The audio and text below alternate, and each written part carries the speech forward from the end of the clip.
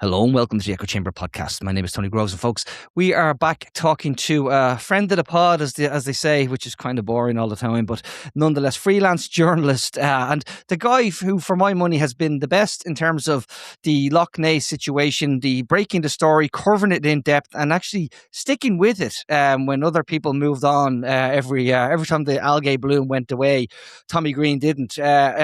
Tommy, it's great to see you, and we will get to the latest things on Lough Neagh, but I'd like to come first to a story that you broke yesterday, and first of all, it's on the Liverpool Post website, but it also made the Channel 4 News.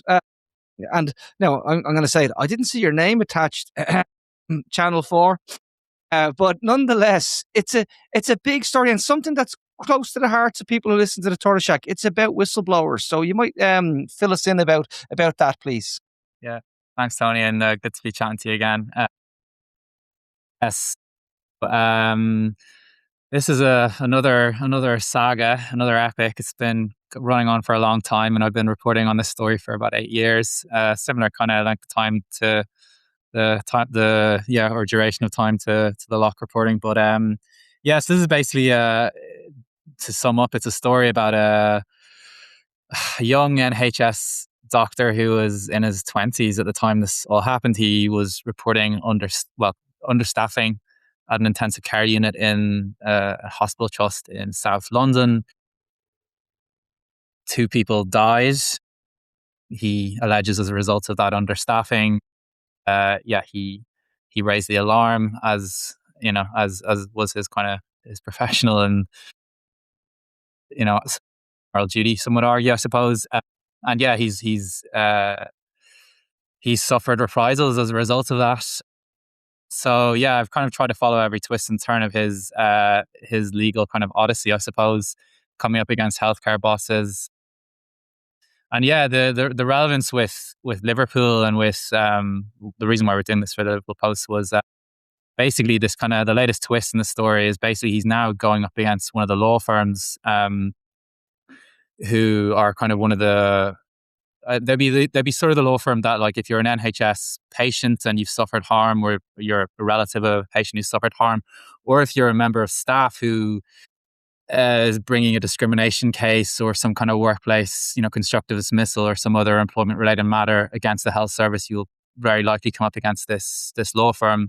But they're now a recognizable brand to millions because they sponsor and have the naming rights deal for Everton's new football stadium. So Hill Dickinson, it's called the Hill Dickinson Stadium. This is kind of something that even in the lucrative world of top flight English professional football is kind of unprecedented. I think they are the first law firm that has sponsored a stadium or that's struck a kind of we're used to sort of Qatari names on brands or betting companies all over the place, but this is new. This is Hill Dickinson, and as you say, they're in bold letters over the Mersey in front of Everton's new £800 million stadium.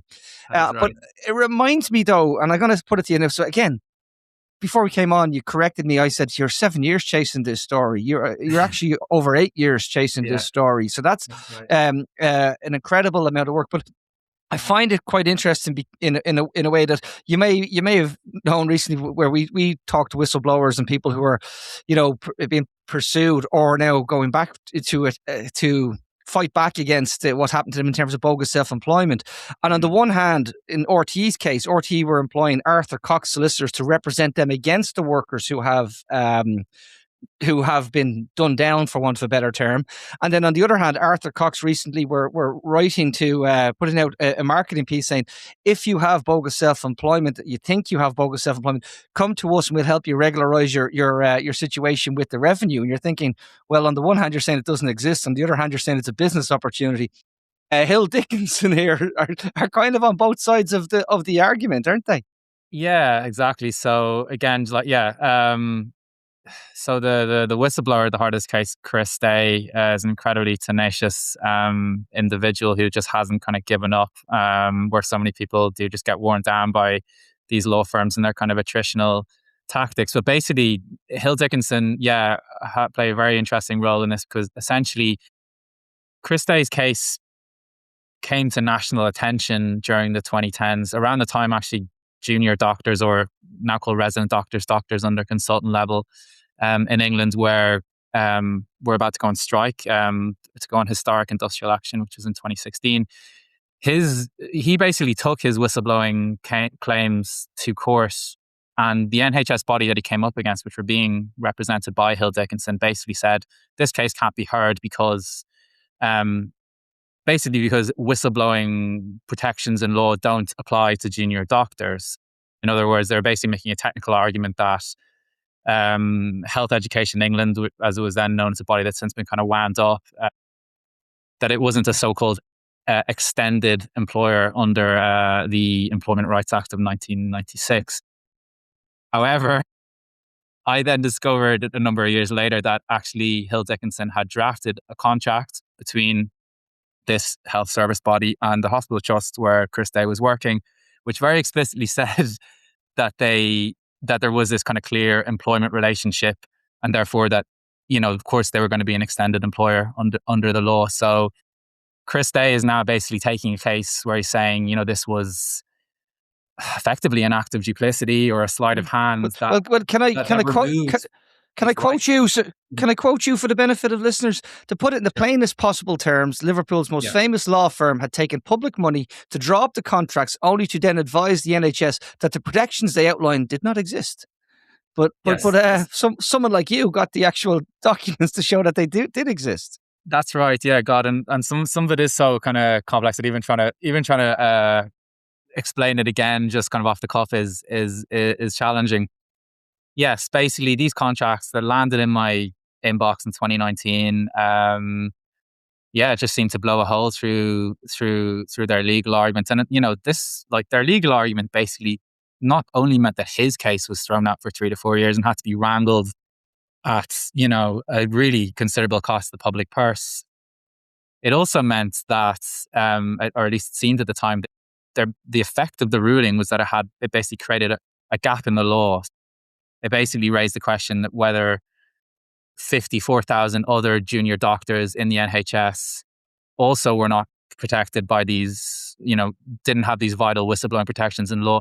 And on top of that, it was also, there were concerns that this also applied to agency workers in sectors like construction, public transport. So part of the reason this became such a big story in the first place was because of this argument, which it looks like, at least the contract suggests, that it could, was completely bogus. And obviously, there are questions as to whether this was, conspiracy or cock up, but it is, it is extraordinary, kind of what can happen as a result of. It's even more so because when I'm talking about workers' rights, it's great. Mm-hmm. It's not small. It's not a small thing. No. But when you're talking about junior doctors and patient care, the allegation here is the most serious thing you can say in that arena, that people's lives were unnecessarily lost. So it's right. We're not talking about here where something was overlooked and someone missed an appointment. We're looking at situations where people lost their lives, and so it's really. I mean that is the kind of for many people the kind of exasperating thing about his case is that at the center of all of this, the heart of all of this, were these two intensive care deaths, and the reprisals he alleges that he suffered as a result of flagging that with hospital managers. Those claims have still never been heard, just because there's been so much kind of wrangling and maneuvering, basically, whether that's been bureaucratic maneuvering within the health service or whether it's been kind of legal maneuvering. I think it speaks to kind of a wider cultural problem, I suppose, within, it seems like, not just the NHS, but other parts of the public sector as well. I mean, like last year it was reported that, the NHS is facing like 60 billion in medical negligence claims. And a lot of those claims have come about as a result of whistleblowers being suppressed in the first instance or ignored. Or attacked. Yeah, exactly. I mean, it's this kind of very defensive culture and culture of kind of denial that seems to exist in the health service is, like, on the one hand understandable, because, like, of course the NHS, rightly so, is a cherished public institution, and it has, obviously come under significant political attacks in recent years. Like, this, a lot of this culture actually goes back to New Labour. Basically, the rationale was because it had come under attack during various preceding Conservative governments, political attacks. They wanted to sort of the NHS to kind of lawyer up and fight back, but it's kind of turned a virtue into a vice. In other words, like, defending the NHS as an idea is one thing, and it's very laudable, but doing it in this way to the detriment of staff and to patients is another thing entirely. So yeah, I think as a result of that, obviously we've had a lot of feedback from the story, because I think it's resonated with a lot of readers, and also, just given, Chris Day raises this in one of the quotes he gave for the pieces as well. But obviously Liverpool has a very rich history, a very long history of fighting back against, in terms of footballing clubs, fighting back against cover-ups. So I think it's obviously resonated and struck a chord because of that as well. We'll see what happens. The case was heard yesterday, and we're awaiting a decision. So. Well, obviously we can't really comment too much more on ongoing cases, the old saying goes, but it is really, like, it's really testament to the work that you have done, that I keep saying to people, like, the old school muckrakers, who stick with it, but it is genuinely the case. So, because there's a lot of reporting. I saw it flagged in Channel 4 News, uncredited, but nonetheless, it's a testament to the work that you've done. So well done. Stick with it, and it makes a difference, and it does really make a difference. Yeah, absolutely. Yeah. Well, look, it was, and the other thing I'll just say as well is, like, obviously I'm, whether it's to my editors of the Liverpool Post or other editors in the past, including ones at Computer Weekly and other publications who've seen the importance of the story and commissioned me to write about it. I'm grateful to them because, they haven't been easy stories to tell, even, as I say, kind of struggling to kind of reconstruct it here in simple terms. Like, it's not something that you can kind of sum up in a very snappy kind of in a snappy paragraph, which is what most people are, most editors are looking for. So I'm grateful to them for. But if you were a listener, if you're a listener, you're more than 6 weeks old, you'll recognize the pattern. Discredit the whistleblower, undermine them, and then if you can't, then you can actually find a way. Like we've seen several times, we say, well, you didn't take they'll find a gap with it. So in the case of, say, Matt McGranahan currently, say, well, you didn't take that case within the 6-month window that he didn't know existed.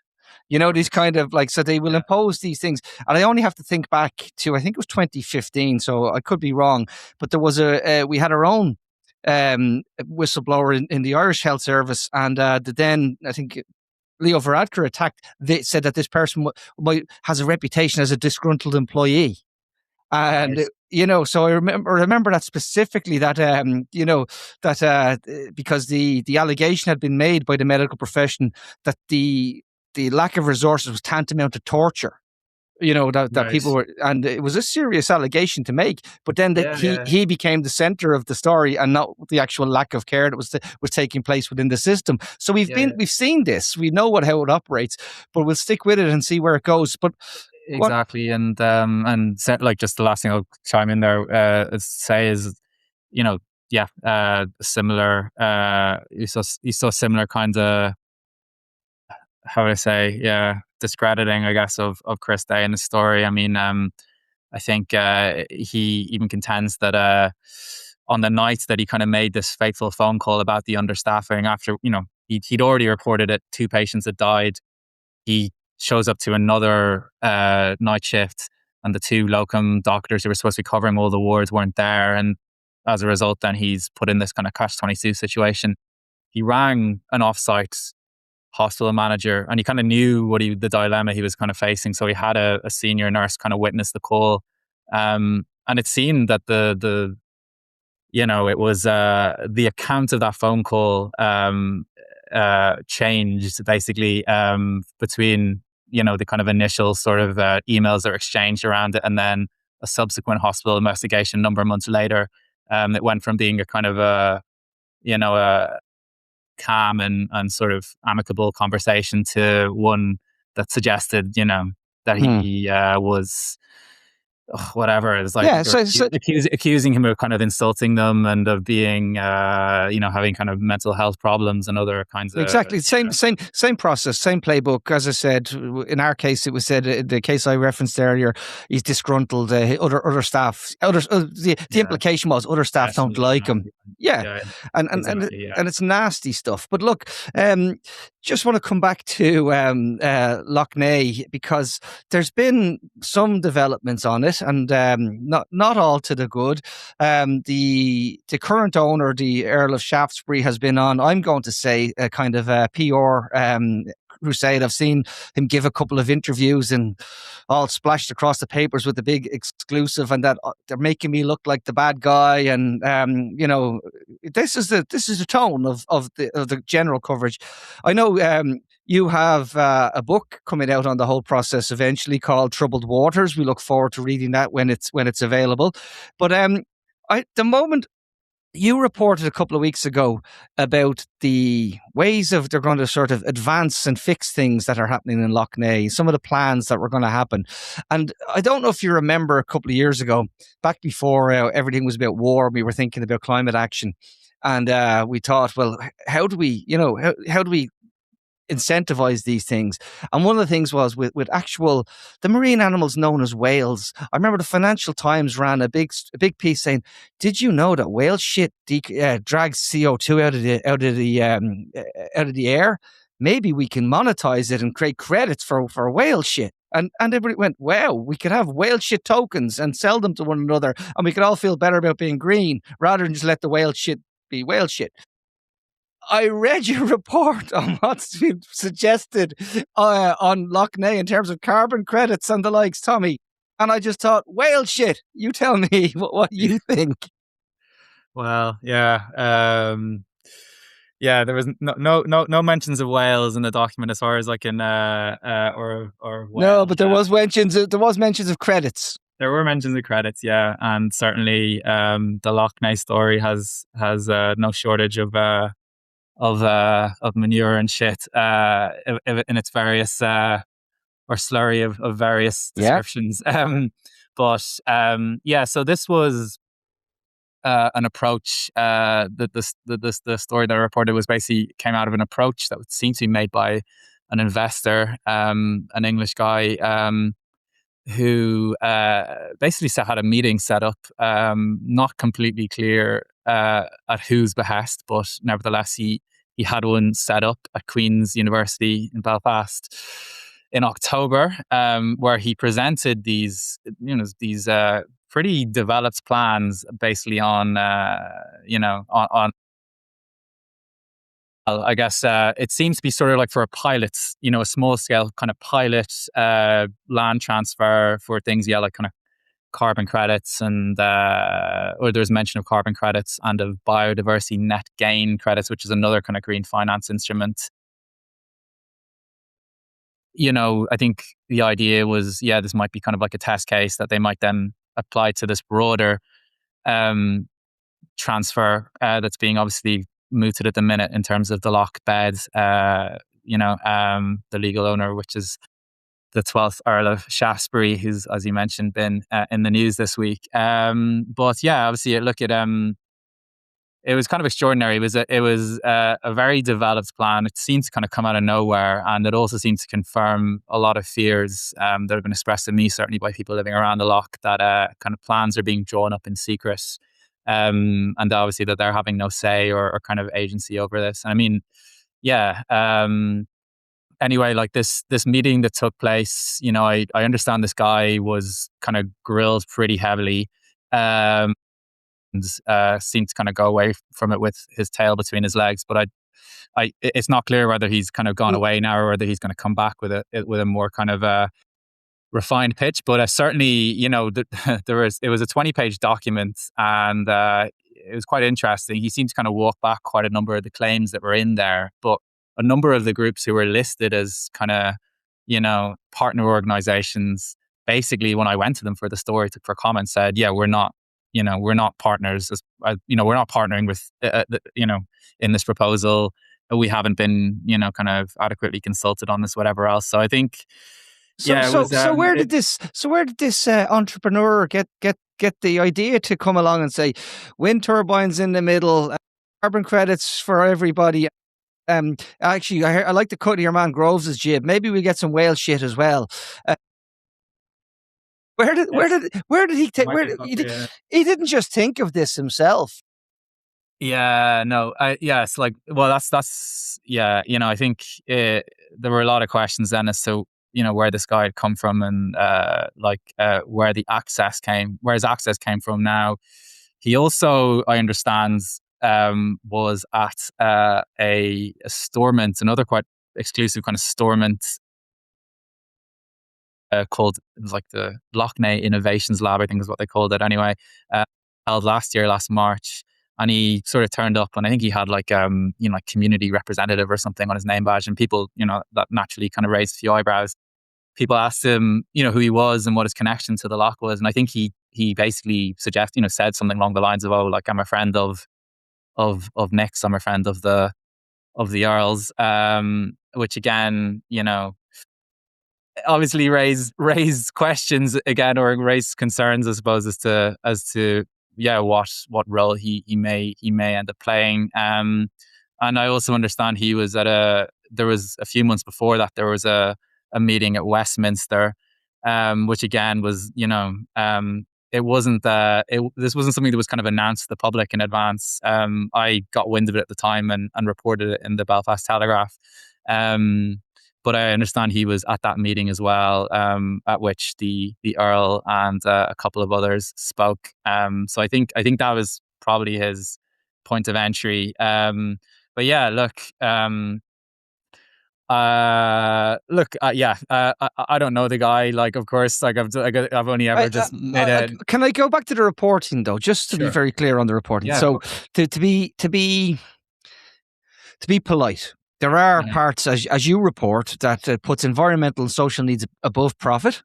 Yet it also, talks in great detail about the actual the revenue generating activities that are possible as well. So those two things are in conflict in many ways, and then with the public bodies and the residents who've organised and come together to try and drag some sort of activity, they don't seem to feel like they've been consulted properly in this situation either.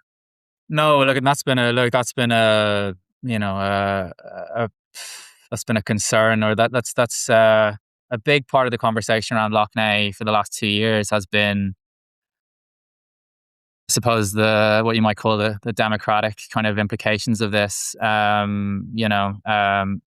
Whose voices are being heard and who's being represented in these talks. And I think in terms of the intervention that was made, kind of the media intervention by the Earl, I suppose, it's kind of interesting. The headline kind of mentioned, I'll give the loch bed away for free, which obviously, is a divergence from the statement he gave to BBC NI in 2023, in which he sort of the comments seemed to suggest that he was expecting compensation. But he said, I'll do this, kind of if and when Stormont agree, which is, a bit like saying kind of, when pigs fly kind of thing. But on the 29th, the 29th Tuesday of December in 2047.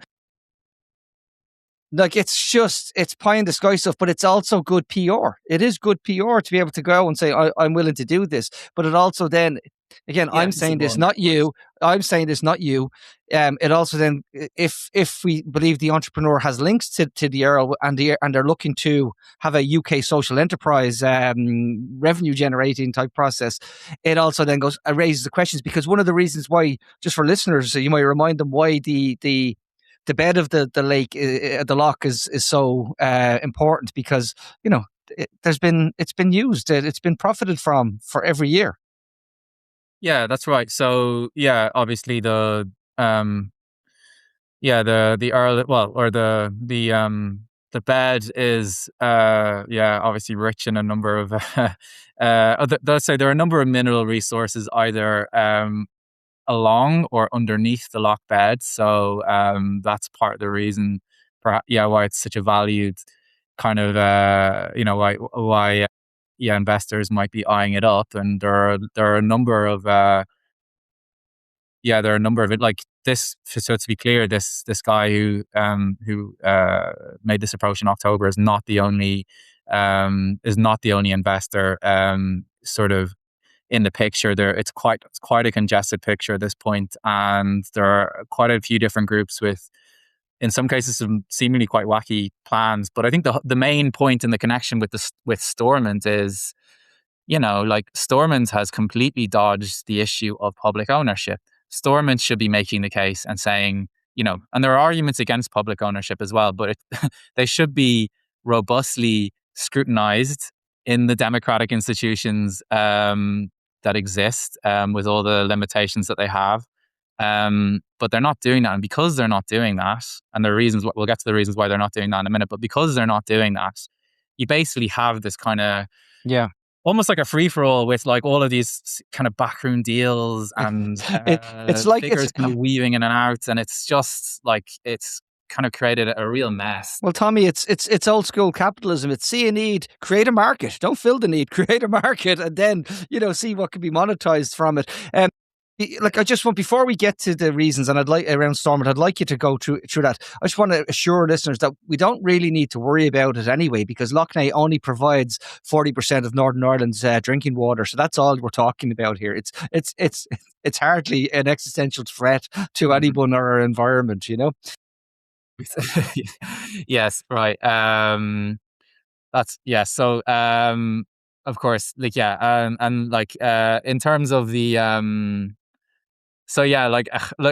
it's a constantly, I would say, in terms of the future talks, it's a constantly evolving picture, and there are a lot of different groups in there. But really, I think there's a real just need for transparency in the whole process, and as well also for like to go back to this kind of points about democracy, for there to be some kind of democratic kind of oversight and accountability here. I mean, at the minute, it really just seems like Stormont is quite happy to let this process unfold, with all of these different kind of, how would I say, kind of approaches going on. It just seems like they're going to fall in with whatever wins out. And in the meantime, you just got this kind of almighty kind of, sort of jockeying for a position, and sort of people straining to. I mean, like you go to some of these like kind of some of the meetings around the Lough, and all you really get is you got just a big table full of a lot of different largely vested interests who are really often just doing not much more than restating their perceived need to be at the table. And I mean, at the same time, I can remember sitting in on the first debate, or observing the first debate around the Lough when Stormont reconvened in 2024, and it was interesting that even then, no Stormont politicians mentioned the ownership issue, which even then they were quite happy just to kind of to sidestep it. And I really, if we're looking at the algal blooms, which is obviously the thing that's kind of brought the Lough into the kind of public conversation, most obviously in recent years, Stormont played a really big role in driving that. They basically, it was their policy incentive that led to this huge expansion of industrial farming within the Lough catchment, benefiting some already sectors. And some already powerful and highly profitable companies. It comes back to that when you've made decisions whereby, and they're one of your guys, and one of our guys is doing that, and one of your guys is doing that, and we all want to pretend that we've now allowed for this,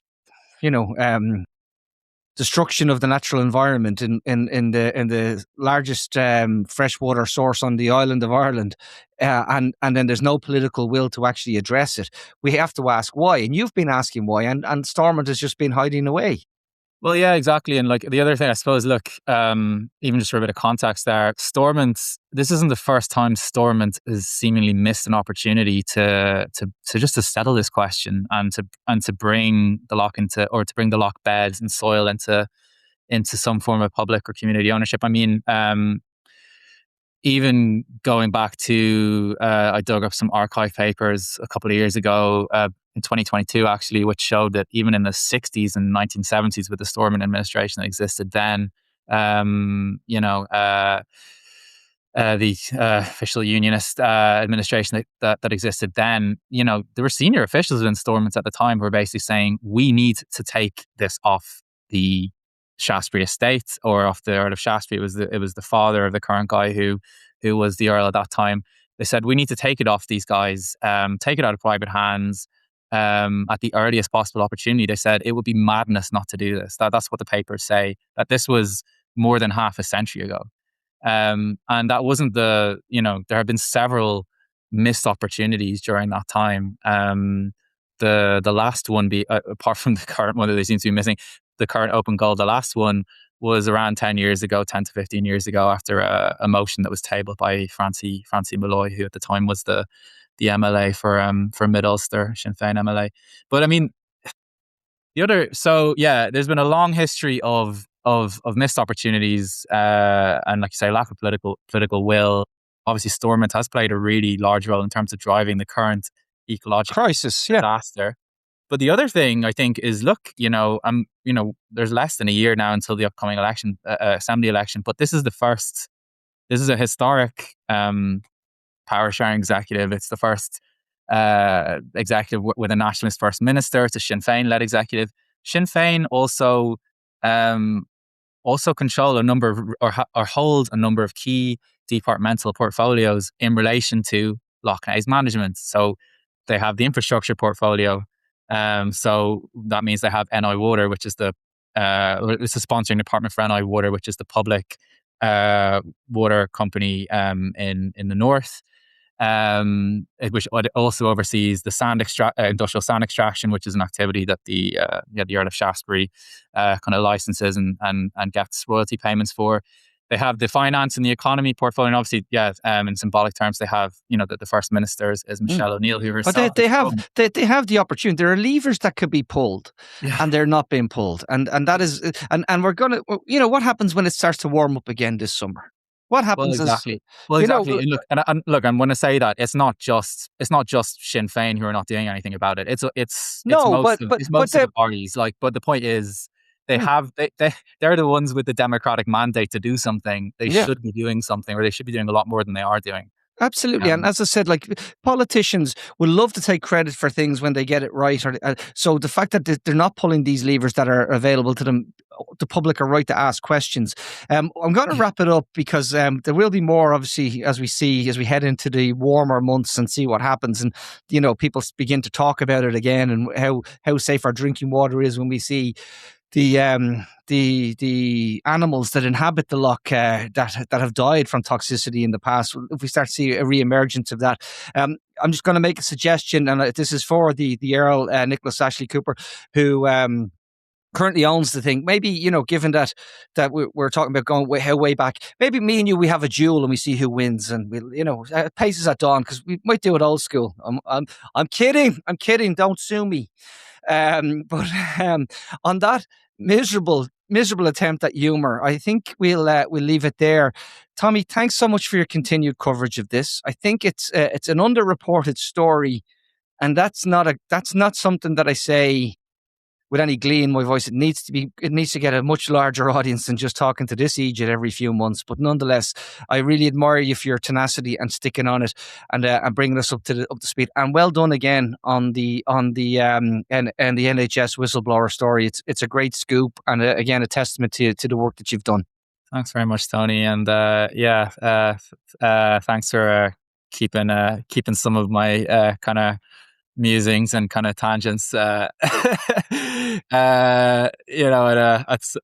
putting some kind of limits on them. Otherwise, yeah, this could have ended up being a much longer podcast. But yeah, no, it's all. Listen, folks. We have Emma Ward, the disability rights activist, freelance journalist herself, will be joining us as well in the next little while. So I'm looking forward to that conversation. I haven't spoken to Emma before, so that'll be interesting. We'll talk to you all very, very soon. Take care. Bye bye.